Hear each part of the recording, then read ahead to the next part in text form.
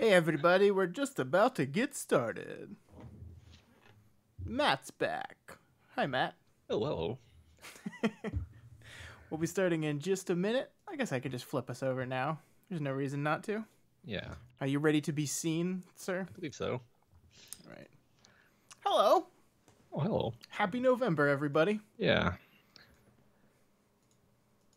Wait, yeah, thank it's not God we're out of October. October.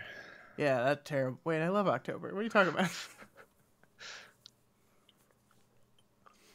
Oh man, it's gonna be a good one tonight. I hope everyone is doing well.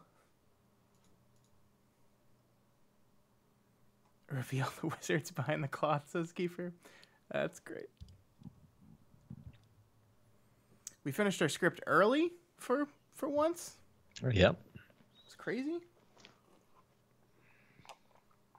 Victoria did nothing wrong, so Striped Gillette starting off early. Yeah, it is going to be a momentous November. That is another reason why we're doing it tonight instead of tomorrow. I mean, one of the reasons is Matt has his monthly meeting he goes to on Tuesdays at the start of the month, but that made it sound more ominous than it Yeah. is. It's just an Yeah. organization. It's not like it's not like My meeting. yeah, your Pearl meeting. Yeah. I was gonna say it's the monthly Parahumans fans and also some rationalists. It's true. But yeah, tomorrow's election day, so I wanted to be able to focus on my unending dread instead of a book about unending dread. Yeah. Maybe we need more variety in our lives. What are you talking about? There's tons of great stuff that happens in these books. It's all positive. All right. Are you Oh. ready? Uh-oh. That's not good. I don't like uh-oh. I'm just getting texts. Hold on. My beard. I haven't trimmed my beard since the end of September, and it is getting poofy. It's starting to look more and more like a Santa Claus. Also, like, the longer it gets, the lighter it gets. It's weird. I have very dark hair on the top of my head when it exists. But this beard, it's weird.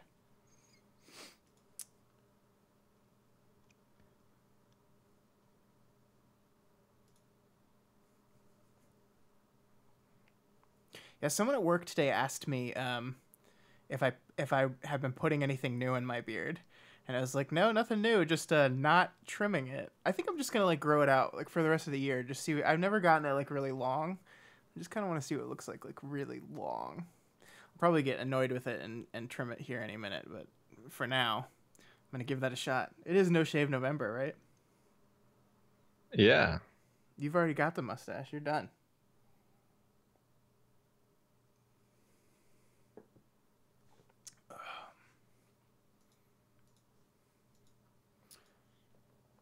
Go braid it. Yeah, I'd love to braid it. Um, I hope everyone's having a good Monday. My Monday was pretty good. I'm still a little like reeling from daylight savings, so I'm more tired today than I normally would be. But Yeah. other than that, Me too. that's why I'm doing the old 9:30 at night coffee. Hey Vale, how's it going? We should be starting here in just a minute. I think the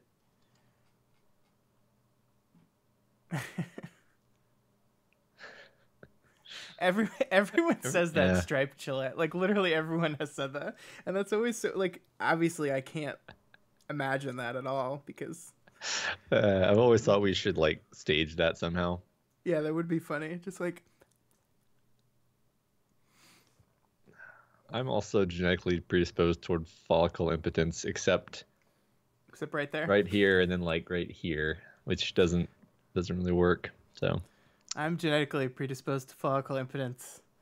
Just right in this area. cheeks and Just then right around here. yeah, you can't grow a nose beard. No. Can't grow hair anywhere on the top of my head. Everywhere else. Just and it happened early, man. It happened early. Like I'm not that old, But I think like 26 is when I noticed my bald spot. I was like, oh man, fuck. Oh well. Sorry. Oh well. Some people have good hair and some people don't. It's just that overabundance of testosterone that you got. Yeah, that's it. That's what it is.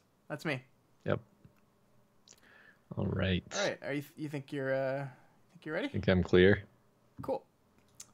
All right, guys. If you're joining us for the first time, I forgot to say this the last few times, and we've had new people, but if you're joining us for the first time, we're recording our episode. As you know by listening to the podcast, we don't tend to interact with anyone in our chat while we're recording the podcast because that would be less than interesting for the people that listen via just the audio file. Feel free to talk amongst yourself. Feel free to make comments, do all that stuff. We just won't address that directly until the end of the show. And we probably won't be hanging out for as long tonight because I don't have to edit the show afterwards because I have a whole extra day to do that. Yep. But we will probably hang out at least I'll hang out for a little bit. I don't know, because I'll be wide awake after this 9 o'clock coffee. But all right, you ready? I'm clicking record. As am I. Record has been clicked. All right. And let's see. Let's get the script up. That'd be good. Yeah. There it is. All right, let's go.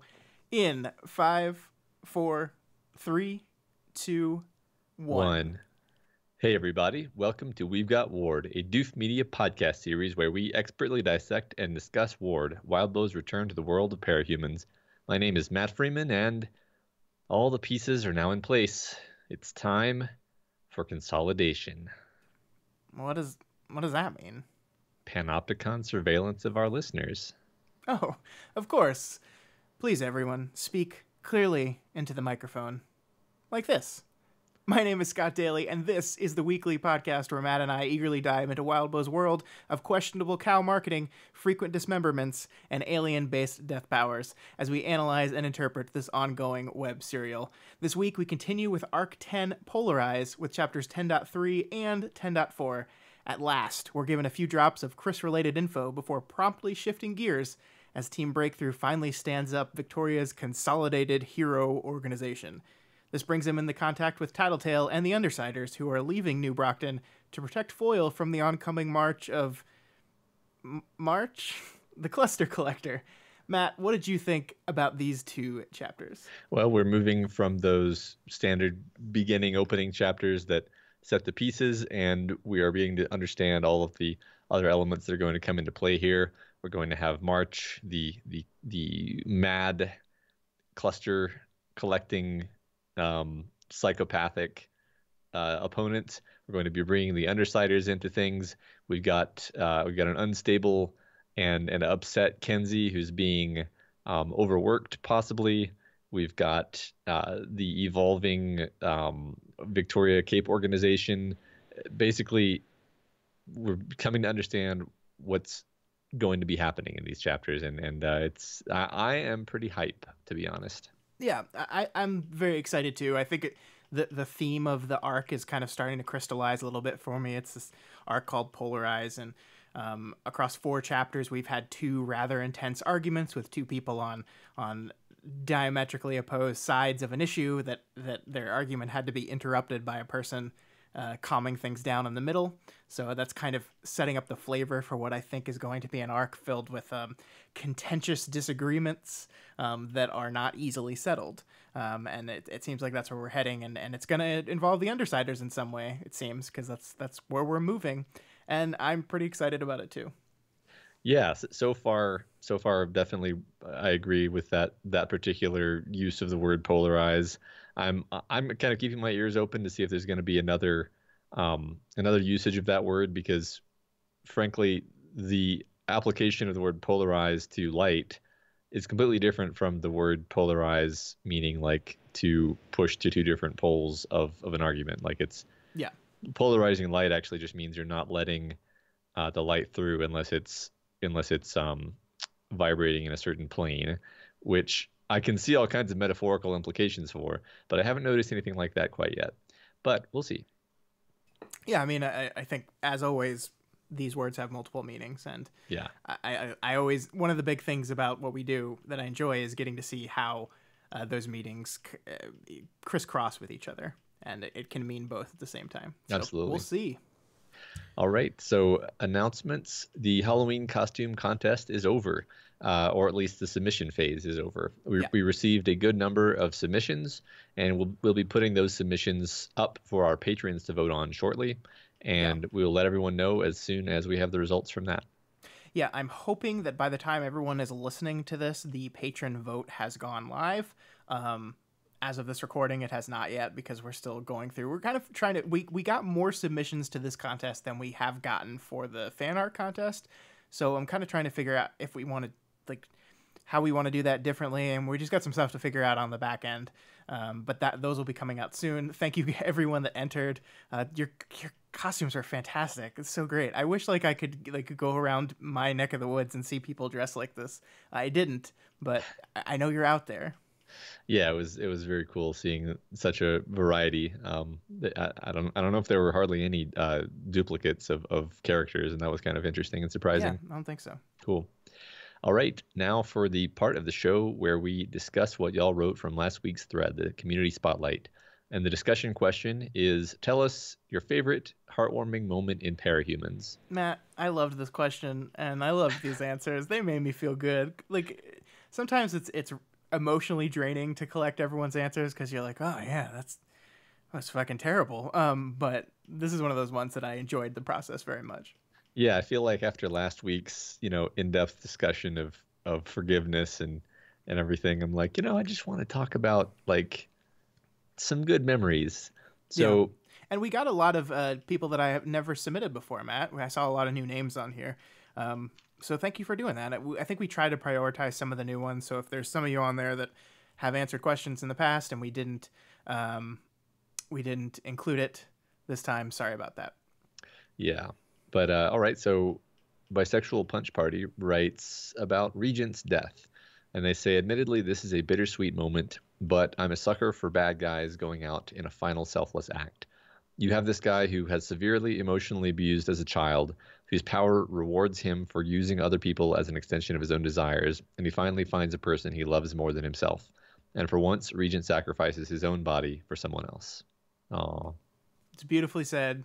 It is a bittersweet moment, but I agree. I mean, like, everybody dies, Matt, and then sometimes people die in ways that are, saving the people they love, and I think that's great. Yeah. All right, David Hunt cheats and lists 2 moments, not just one. For shame, David. You should feel bad. The first is in Worm at the end of Arc 4 Shell, when Brian and Lisa have brought Taylor home with a cover story for her concussion, when she's sitting on the couch with Brian and catches her dad's eye. It felt so good for Taylor to have a win. Yeah, and she's got friends, and she's in a semi-good place at that moment in the story, for sure. The other moment is when Breakthrough visits the prison and Ashley hugs Kenzie. This was just after we've learned how her rules work for hugs, and we know that Ashley has ignored them to give Kenzie exactly what she needs. It's also wonderful because up until this point, we haven't seen Ashley showing this degree of affection for anyone. I don't know if she was even capable of it. They're both supporting each other, and it's just beautiful. Yeah, I like that moment a lot, too. That was a big moment. I think it is, like, as we see a little bit later in the story, it might be a little concerning that we're putting aside the no-hug rule, but let's not pay attention to that part of it. Yeah. And that moment with Taylor, that's just something that you're just absolutely aching for at that point of the story. Yeah. I remember distinctly just being like this is so great. It's one of those things where it's hard to explain to someone that this action superhero story actually hinges on moments like some people sitting on a couch together. Yeah. But it absolutely does. Sure. Sarah Penguin mentions Parian and Foil at the end of Worm. And they say, when Parian first joined the Undersiders, she seemed very much out of place. And then there's the whole Bonesaw going after her family thing. At the same time, Foil sees her career and life plans crumble before her when the whole corruption thing is made public, while the person she loves gets corrupted by Skitter. Despite all that, and Parian's being possessed / controlled issues, they find a way to make it work. Then there is everything they go through together, overcoming the Cape relationships don't work stereotype, Jack and the clones, and that heartbreaking scene with Grey Boy, and the end of the world. There's also the Parian being kidnapped, but we don't find out about that until later. Not only do we get to see how they are still together and happy, but we also get to see how they have both grown as people and how they have each held each other up and made each other stronger, which is why it is my favorite moment. That's Yeah, beautiful. it is. It's very beautiful. I mean, I love that this is a book and a series of books that's kind of gotten, you know, a unfair, well, not unfair, but it's characterized as very dark, very kind of depressing.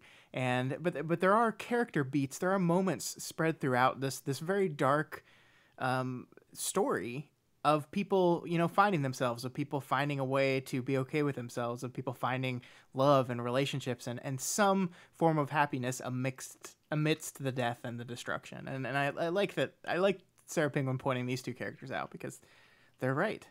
Yeah, and as far as we can tell, they're still together and happy in this story. And that's Yeah. even better. Yeah. All right, next we have Int Scoot, who says that early in Ward, when Sveta and Victoria reunited, made my cold, dead heart beat a little. Yeah, that is a really great moment when we see those two characters see each other for the first time. And I think the cool thing about that moment is you, the reader, are excited because you're seeing Sveta again, and she was always kind of a fan favorite character, so you're excited. And I think your excitement as a reader parallels Victoria's excitement as a character. And I think that makes the moment work really well. Yeah, that's a great point because, like, we wanted this for Sveta, and Victoria also does. So yeah, perfect.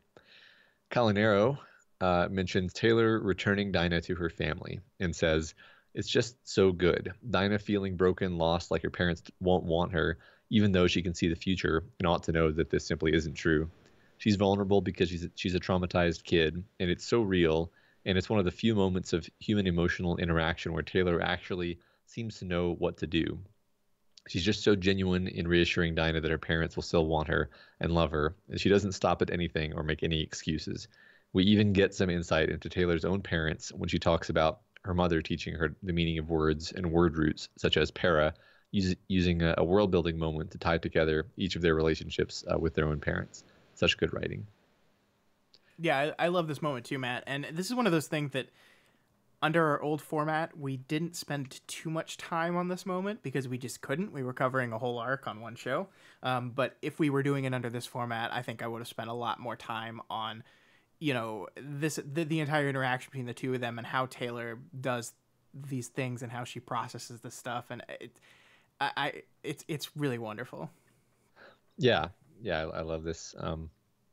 Can't escape thinking about the fact that Dinah is like playing the odds throughout the whole conversation, though. But yeah, yeah. I mean, it's true, but sometimes just gotta push that out of your mind. But I mean, from Taylor's point of view, it is just a moment of her being good. So right, yeah.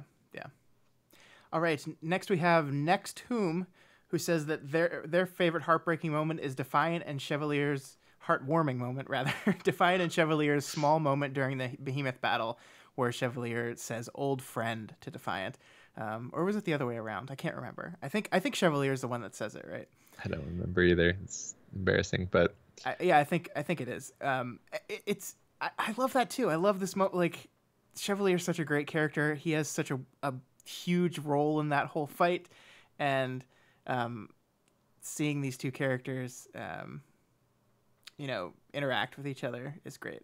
Yeah. No, I agree. It's I remember that being amazing because you literally, this is just Chevalier's interlude and you don't really know him that well prior to this, and then by the end of the interlude you're like sobbing, hoping that he lives. Yeah, that interlude is like, a character study in one chapter, and like the amount of heavy story lifting that gets you from who's this random guy that seems nice but we don't know about to like, oh my god, it's so wonderful, look what he's doing, he's standing up again. It's like the amount of story economy to accomplish that in such a short amount of time is wonderful. Yeah, I agree. From Kayakin, we have the moment in Flare 2.5 when we first see how Victoria is doing in modern times, and we get the realization that she has a body for herself, coupled with her happiness. I'm sorry. No, we're talking about Sveta. Sveta has a body, and coupled with her happiness on seeing Victoria doing okay herself is nothing less than a direct injection of happiness straight into the soul. And then secondly, Shadow 5.4, when Victoria has to tell Sveta about the wretch. She bears her wounds, her insecurities, and deeply set trauma, and tries to brace herself for judgment. And Sveta just hugs her. She gets it. She understands what it's like and offers nothing less than complete and total support and compassion. It's one of the chapters I have bookmarked simply because of how impactful that scene was for me, and I loved every word of it. Oh, Beautiful. It's beautiful. I'm noticing a theme that a lot of these heartwarming moments center around Sveta. yes, I hope we don't like systematically destroy her through the events of this novel. yes. I mean, I remember, when we were doing We've Got Worm, and like when she's just so lovable immediately. Yeah. Just Oh yeah. From the first meeting. Yeah. She's delightful. Like, God, she's a great character. I've loved seeing her journey, and as much as I don't want it to happen, like some bad stuff's gonna happen to her that she's gonna have to go through at some point. And I just hope that she comes out the other side of it. Oh, she'll be fine. Nothing bad's gonna happen to anyone. Up next, we have Delay Java, who lists the moment when young Rachel makes friends with Rolo. Isn't that the dog that died and horribly? Probably. And then she triggered and used her powers on it. I guess that's the first one. That's the dog she used her powers on. I think that I believe that is her her interlude. Yes. Yes. Where we learn that she takes care of the dog and doesn't really know what she's doing because she is a small child. Yeah. Yeah. That is, I guess that is a very wonderful heartwarming moment. Yeah. At the time. Yeah. Until, and then it goes bad very quickly. Until the rest of the scene. Yeah. Yeah. Data Snake 69 talks about Extermination 8.8 when Lisa reveals she knew about Taylor's undercover plan from the start, but still invited her on the team. And they say, when Taylor thought she was putting on an act that fooled everyone, getting ready to betray the Undersider's trust, Lisa saw right through it and accepted her anyway. As the saying goes, a true friend is someone who knows all about you and still loves you. Aww. Yeah. That's true. It's such a heartwarming question. I'm so happy. Yeah. All right, now let's talk about bad stuff. Yay. Before we leave the discussion, in kind of general comments, Megafire wrote a book about the Carol conversation.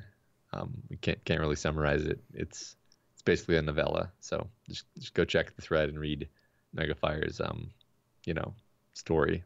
Yeah, it's like 1,000 pages. Yeah. Just go read it. Yeah. Just go check out the thread. Go read it. Go enjoy it. Yeah. Thanks for doing that, Megafire. All right, so let's get into the chapter 10.3. And the chapter begins with back, Kinsey announced. Incoming, clear space. As if dramatically preparing us for something. And then which is amusing. And then within the next paragraph, she refers to herself exploding all over the place, which I can't help but just pull out and mention. Yeah, I'm glad you started with this because this is definitely the first thing I wanted to talk about too. The second I read it, I wanted to talk about this. We left this last chapter, we left 10.2 with this like kind of almost bombshell reveal, like Chris is actually the one in charge, possibly.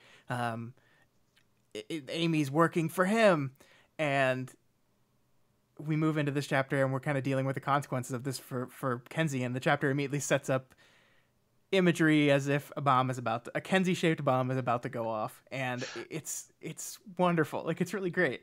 And what I like here is that the book does not call attention to this moment. Like, it doesn't call attention to that it's using that kind of wording, right? It just puts it out there. You can pick it up or you miss it, but it just kind of sets a tone for you. That kind of wording. Combine that with the blood red taco shell that Kenzie is eating while we're going through all this thing. We have all this this clearly dangerous situation, enforced imagery coalescing around Kenzie as we start this chapter off. Yeah, right. She's eating these extremely spicy tacos, which are, essentially, I don't want to say they symbolize heat because they are. Yeah, it's interesting. Yeah. Yeah. I agree. Let's pay a lot of attention to Kinsey today. How about? Yeah. Okay. All right. Until we stop. Yes. So Kinsey returns to the table and brings them all of their food. and the team just has to basically decide whether they're going to continue discussing the sensitive subject of Chris with Kinsey present.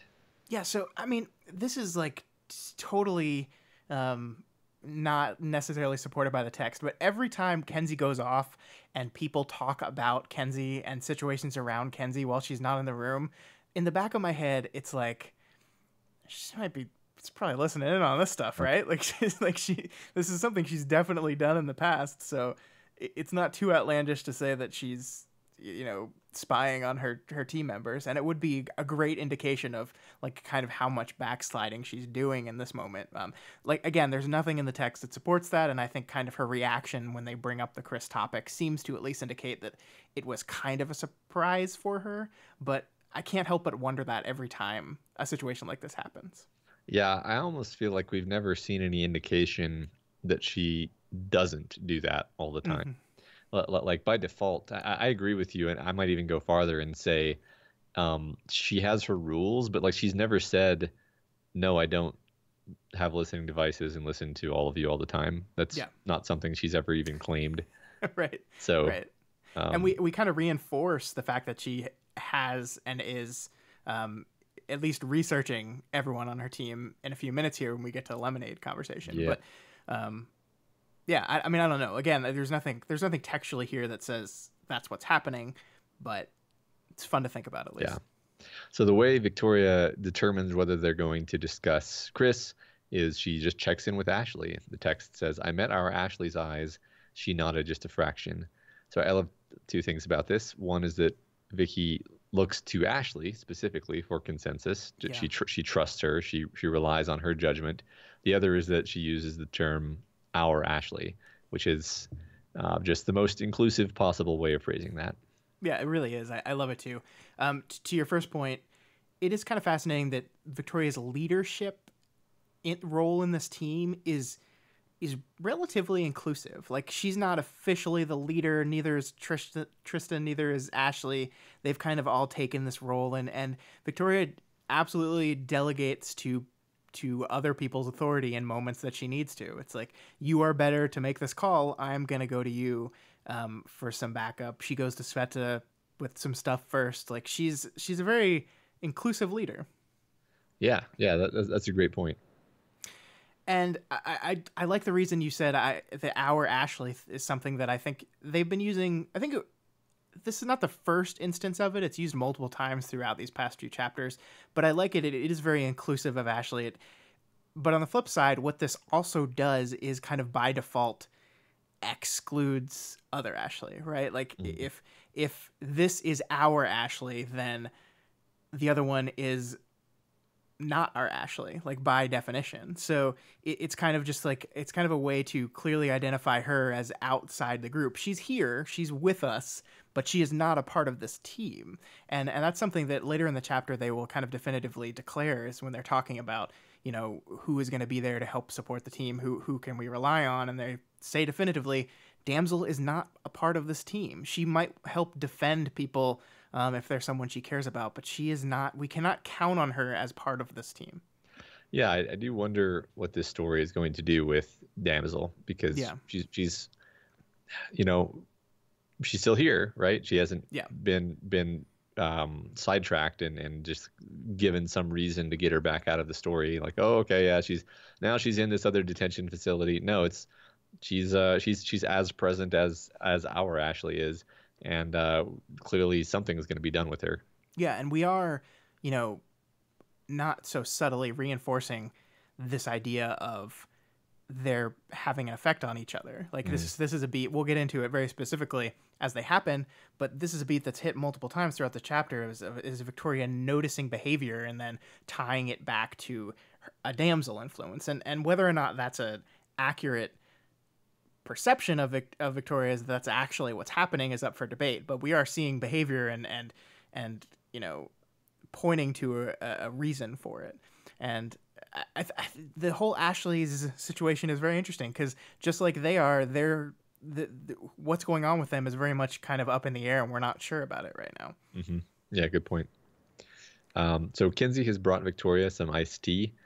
which Victoria avoids analyzing too much because she knows full well that Kenzie knows her preferences due to Kenzie stalking her. Yeah. I think this is a nice little show don't tell beat, basically saying, "Hey, Kenzie's not doing so hot," because this is a kind of line crossing gesture that I feel like she does less of when she's less upset. Like this is the kind of thing where she's going out of her way to show that she cares and is paying attention, but she does it in a way where people notice that she's being inappropriate. That's classic Kenzie pathology. Right. Yeah, I mean, what this makes me think about, like, presumably the iced tea thing is something that Kenzie probably learned about Victoria a while ago, right? Yeah. Like, it's not something, like, it's not evidence that she's spying on her, currently. But yeah.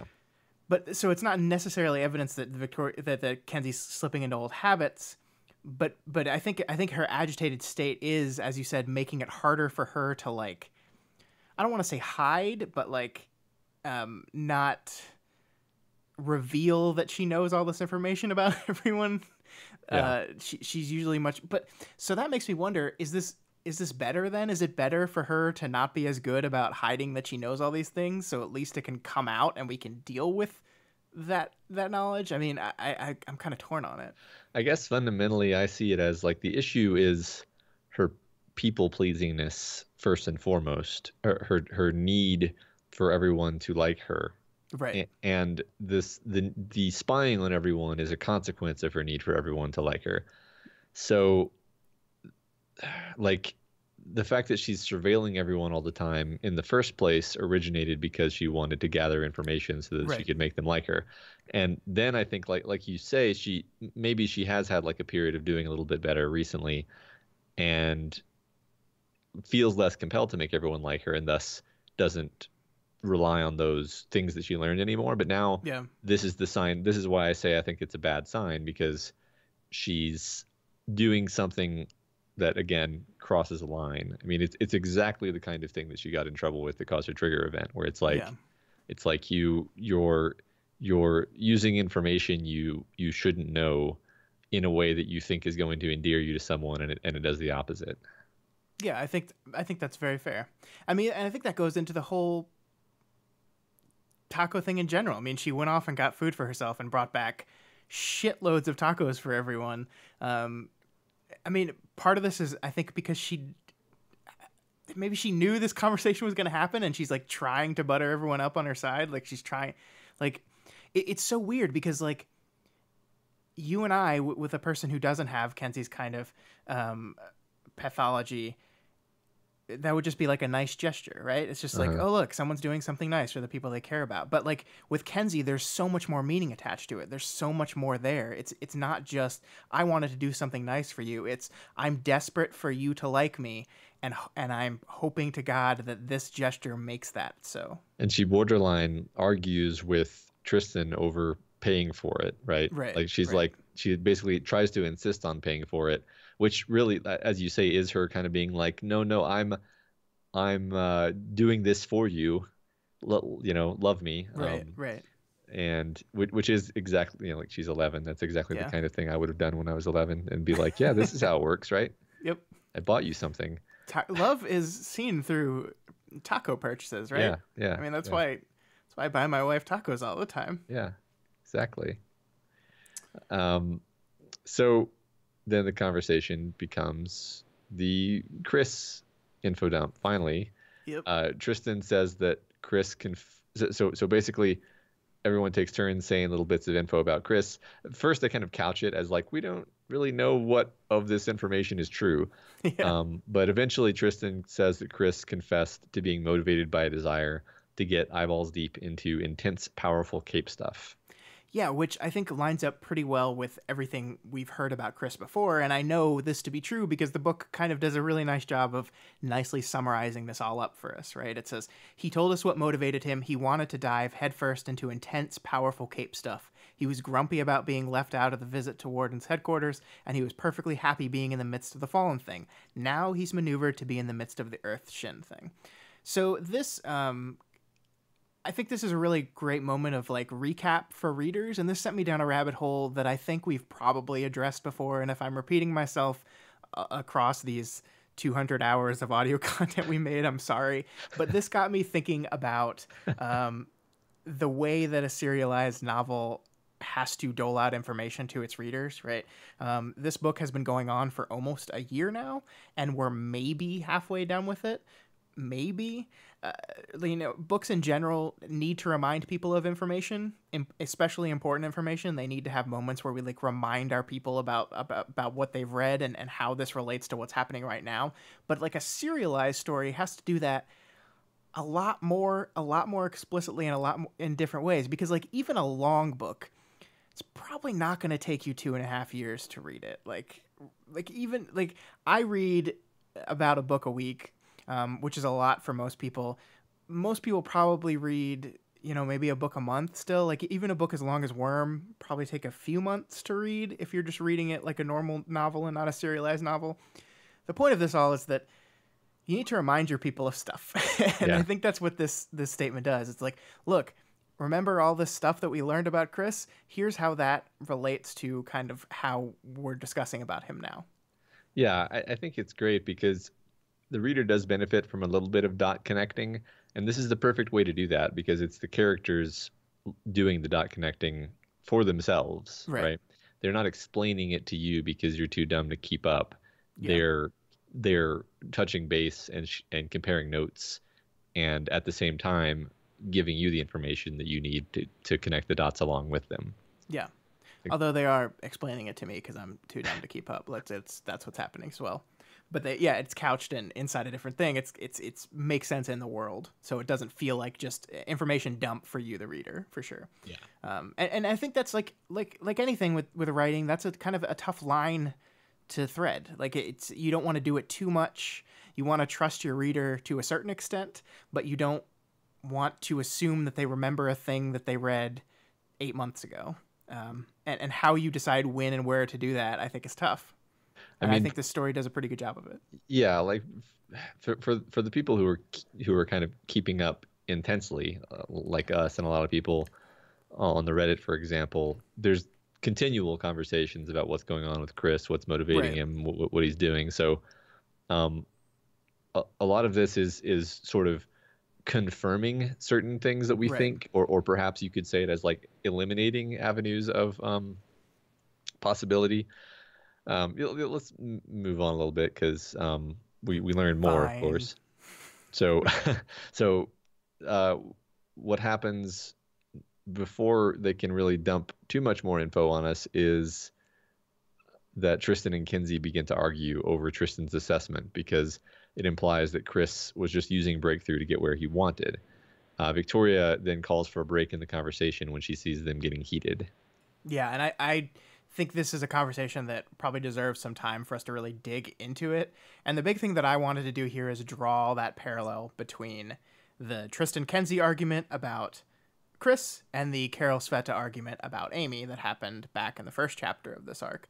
Both sides are arguing about the intentions of a person, and both are coming at it from a slightly different angle. Kinsey doesn't want to see Chris as a person that was just using the group to get what he wanted. Which, side note, isn't that what like everyone was originally doing? Like, wasn't that like the instigating thing of Breakthrough is like we all wanted something and we might as well get together to align those wants and accomplish them.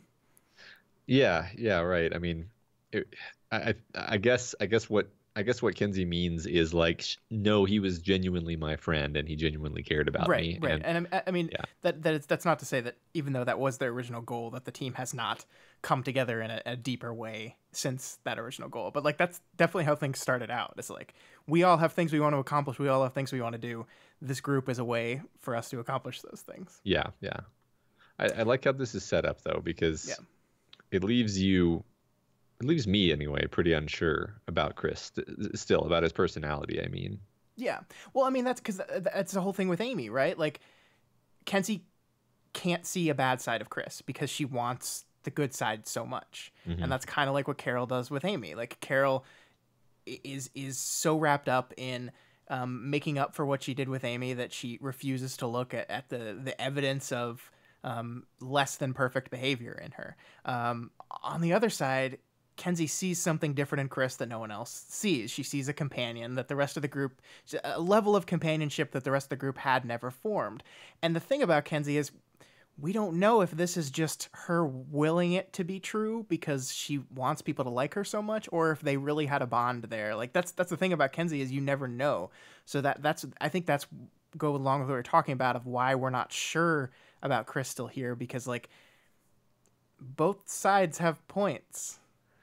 Yeah, right. Like, there's a moment in a little bit where Ashley, or I forget if it's Ashley or if it's Damsel, but one of them Both. kind of pattern matches like Chris's behavior to that of an abuser, which is not surprising because that's kind of what Ashley is sensitized to as a person. Like if someone is nice to you sometimes and then intermittently really mean to you, then basically the only reason they're being nice to you is to keep you around so that they can use you as a punching bag.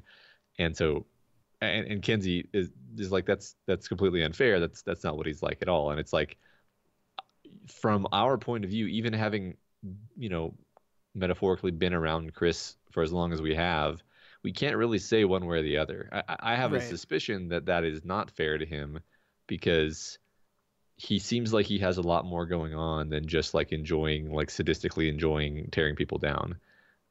Yeah, well, I mean, to me, the interesting thing about this is it can be both. Like, he can have a person who has a lot more going on to him, and labeling him as just an abuser is not fair to him. But also, his relationship and Kenzie's continued,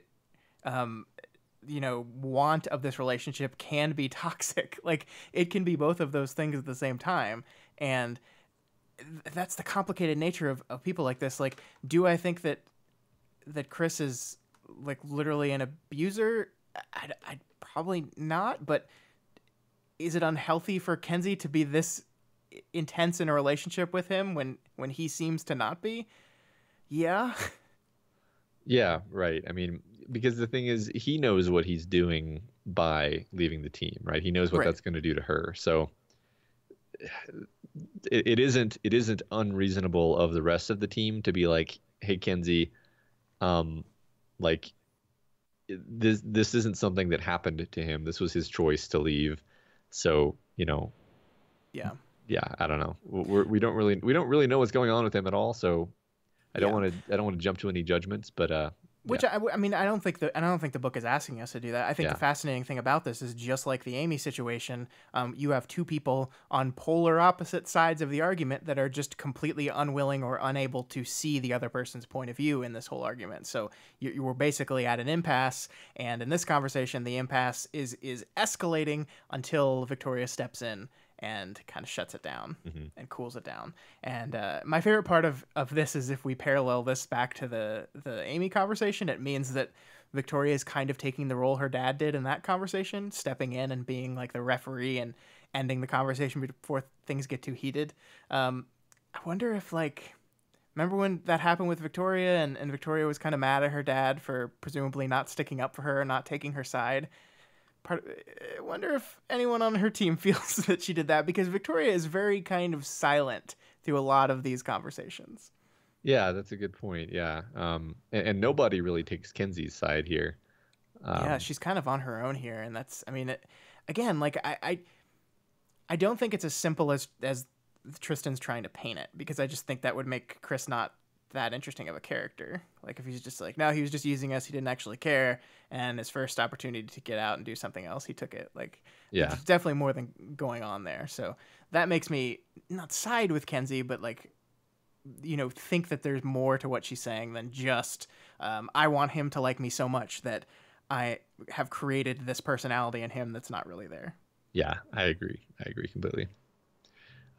So as this conversation is going on, Aaron and Rain go get some burgers from Patty's, which when Victoria sees the restaurant, it triggers an Amy memory about a time that Amy cried because of the decor of the burger chain, which is basically whole herds of tiny cartoon cows marching off assembly line through the process of getting carved up and served than dining on burgers, um, which just sounds like any burger place in Texas, really. So, Boom. You got him, Matt. Take that $1 billion meat industry. We got you. yeah, You're owned. yeah, Yeah, I think this is actually like low key a pretty big deal. oh, Like yeah, Victoria has an Amy memory, and it's attached to this one of her earliest moments, and it's not a negative like Amy is bad and evil and a monster type of memory. It's Amy's a little girl that was horrified by the sight of things getting slaughtered and injured, and is so distraught she's crying about it. Um, and that's not something that Victoria attaches to Amy very often. yeah, yeah. This really jumped out at me as like, hey, she's like acting like an empathic, happy. Yeah, well, that's not the right word. She's not definitely not happy. She's not happy, no. But I mean, it's something that you, the reader, empathize with, and you can't Yeah. imagine Victoria like sneering at her for being upset by No. these graphic images of animal torture. So Yeah. I mean, to me, this all just goes to show and further explain that Victoria's feelings toward Amy are some of the most complicated emotions that the book has dealt with and will continue to deal with. Like, I think I was not called out, but I heard some people had some feedback when I said something to the effect of Victoria thinks Amy is a monster or something like that. It's like, no, she doesn't think she's a monster. And you're right. I don't think Victoria thinks Amy is a monster. But I think Victoria doesn't like complicated stuff. And she doesn't like how complicated her feelings are, and tries to reject complication as much as possible. So I don't think she thinks Amy is a monster, but I think she kind of wants to. Like, she wants to paint this picture of Amy as this horrible, unforgiving monster that is going to do all these bad things and doesn't feel bad about them, doesn't even understand why they're bad. Like, that would make things simpler for her if she could be that. But there are these moments that kind of creep through that facade that shows the level of Victoria's complicated, feelings around her sister. yeah, I think it's something like doublethink, where she thinks both of them at the same time, because she simultaneously realizes Amy is like this poor girl who had kind of a stressful, rough childhood, and then was put under an unreasonable amount of pressure and cracked, and then made kind of a series of bad decisions. And like that's one view of Amy that she's perfectly capable of like admitting is accurate in kind of a moment of calm. Yeah. But also if Amy has been in a room, that room now feels like a claustrophobic like trap for her. So she's got two sides, like kind of a rational, dispassionate kind of side, and then the side where her trauma lives, where Amy literally is a monster. I mean, Amy is like a horror movie monster to that part of her. So the two sides, I think, wax and wane in strength, and it depends on the context, of course. So I mean, I really think that both are true. She thinks both of those things. Yeah. And I think things would be a lot easier for her, at least in her mind, if just the one were true. Yeah. That she wouldn't have to deal with how complicated these feelings are. Right. Yeah. And then just move on. She's someone who likes to kind of like button something up and move on, and not have to keep worrying at it. Yeah. Just the way her personality is. Also, I went on a lengthy mental tangent about how this Patty's is probably like a bootleg joint that's just using the logo and decor because the legal system is in shambles, and of course, copyright law is completely unenforceable in a multiverse. Yeah, it's like definitely Fugly Bob, right? Of course. I mean, that's like, yeah, definitely. One day I'm actually gonna have to like release all of the Ballad of Fugly Bob stuff I've written down. Like, there's a lot of stuff that's happened to him in my head up until this point, and him breaking copyright law to steal someone else's franchise definitely fits into everything that's in my head. I'm really gonna have to spend some time on this. Yeah, there's a deep backlog of Fugly Bob's commercials, y'all. Oh yeah. In some of which are written down. Some of which are written down. Some of which are just in my head. Okay, so the conversation picks up again when it looks like Kinsey is sniffling, but it's just the spicy hell tacos. Or is it? And then there's that interaction where Damsel, perceives it as an abuser pattern, which we mentioned already. Yeah, but can we just talk about like that's great as part of the conversation, but I love that both Damsel and Ashley like immediately pattern match to that. It's very in character for both of them. They're like, "Oh, we've seen this song before." Like Kenzie says, "You didn't even know Chris. Don't talk about him like that." And Damsel, she doesn't say it, but it's like, "Yeah, but I've seen how this plays out. I know." So it doesn't matter that I don't know him. I know this song, and I know how it ends. Yeah. And that might not be fair of them. Like it might be them kind of pasting their issues on someone else's problem. But I think it's so wonderful that like they both recognize it. Damsel speaks it. Ashley immediately backs up Damsel because she kind of agrees with it. It's a really great moment. Yeah. I wonder if just this is just an idle thought, but I wonder if Ashley would have had the same reaction if Damsel weren't present, and because when they're both there, it kind of makes them they're like magnets. They go in the same directions. They fall into the same grooves more easily, perhaps. Yeah, I don't I know. mean it's always easier to jump out there and say something when someone else has already declared that sentiment. So Yeah. Yeah. she's not out there on her own, going up against Kenzie, who is someone she deeply cares about. Like Right. Damsel kind of cleared the way, and she's like, no, actually, she's kind of right. Yeah. Well, and also Ashley kind of tries to like take the sting out of it because she immediately kind of says, Kenzie's talking about this pattern of being alone and kind of like knowing she's always going to be alone. And Ashley says, I hope you know that pattern ended here. I'm with you. And then Kenzie, like without missing a beat, responds, except you promised me that and you went to jail. And then she stopped herself, then smiled at Ashley. Sorry to say it like that. You did stay in touch, but you did go to jail too. I saw Ashley digest that, then nod. And that's a gut punch. That Yeah. was rough. Oh yeah, there's a whole lot there. Like this Kenzie, you're not alone. You'll never be alone because I'm here with you now. I care about you. This is a refrain that Ashley has been giving to Kenzie for a while now. And then the response would just be, "Yeah, but you left. That is a thing that you did. You were gone." And Ashley's basically forced to admit with that nod that, "Yeah, you're kind of right." Yeah. And I wonder how much that weighs on Ashley. Like we don't see much more beyond that digestion and then that nod, but like it's a promise she can't really keep because I mean, on the one hand, like she's in a limbo right now where she doesn't know if she's going back to prison or not. Like we don't know what's going to happen with that. On the other hand, she's a cape and capes die a lot. Like she's in a dangerous line of work with a very deadly power with people that are going to be threatened by her to the point of using lethal force.